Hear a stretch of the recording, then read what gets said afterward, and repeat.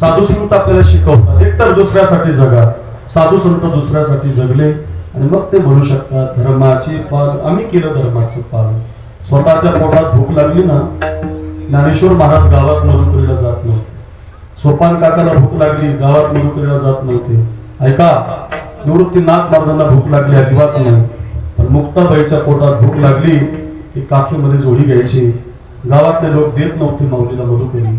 संन्याशाची मुलं म्हणायची, बाटलोरे म्हणायची, इंद्राणीची आंघोळ करू देत नव्हते. ऐका, पण त्याच आळंदीतल्या लोकांना माऊलीनं म्हणावं, माझ्या बहिणीला भूक लागली, मला नकोय, माझ्या दादाला नकोय, माझ्या काकाला नकोय, पण माझ्या मुक्ताबाईसाठी एका भाकरीचं पीठ देता का? एका मावशीला दया आहे. त्या मावशीनं माऊलीच्या झोळीमध्ये पीठ टाकलं आणि ती काखेतली झोळी घेऊन माऊली रस्त्याला लागली. अर्ध्या रस्त्यात आली तर माऊलीला आनंद वाटला. नका माझं पोट भरेना, नका माझ्या दादाचं भरेना, नका माझ्या काकाचं भरेना, पण माझ्या मुक्ताचं पोट भरेल, ती खिळेल. 5 दिवस झाले तिचे गाल सुकले, तिचा चेहरा नाराज झालाय. भूक लागली ना म्हणून माऊली निघाले तर तो विसोबा आडवा आला.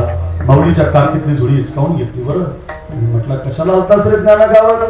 काका, माझ्यासाठी नव्हतो आलो काका.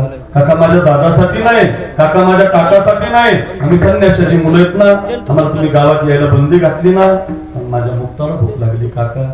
एका भाकरीचं एवढं पीठ चालवलंय असं म्हटल्यावर एखाद्या दगडाला दया येईल.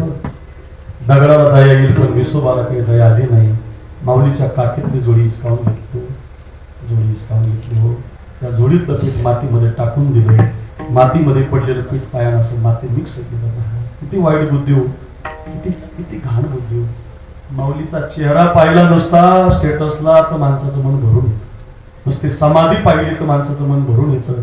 ज्ञानेश्वर महाराजांचं भजन केलं म्हणून बाळासाहेब महाराज महाराष्ट्रभर आहे, उद्धव बापू महाराष्ट्रभर आहे, अक्रूर महाराज रोज 2 कीर्तन करतो, विशाल महाराज वाजवतो, विश्वकर्मा महाराज वाजवतो, विष्णू महाराज चाली म्हणतात. हे कुणाच्या जीवावर चाललंय? माऊलीच्या.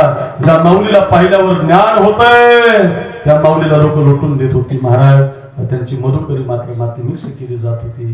तशीच फाटलेली जोडी घ्यावी, ताट चालत बेटामध्ये जावं, ताटीचा दरवाजा लावून घ्यावा, हंबरडा फोडून रडावं, मुक्ताबाईने समजूत काढून बाहेर काढावं. शुद्धीपत्र आणलं पैठणवरनं, शुद्धीपत्र. आम्ही आता संन्यासाची मुलं नाही, आम्हाला न्याय मिळाला.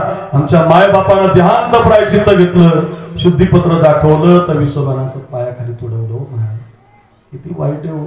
जाऊ द्या विसोबा, त्या महादेव भटाने पुन्हा तुडवलं. आता मात्र देवानं माफ केलं नाही. महादेव भटाचा, विसोबा चाट्याचा सगळ्याचे पाय पांगले झाले. म्हणून साधूला त्रास द्यायचा नाही.